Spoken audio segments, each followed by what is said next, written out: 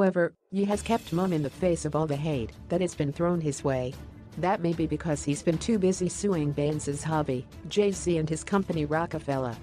According to The Root, the rapper filed a couple of lawsuits earlier this week, and one of them is against Hova's record company.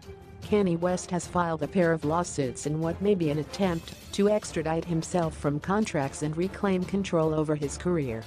One lawsuit is against EMI, the song publisher that has administered the rights to his songs since 2003, shortly before the hip-hop star released his debut album, The College Dropout. The other is against Rockefeller Records, UMG Recordings, Def Jam, and Bravado International Group.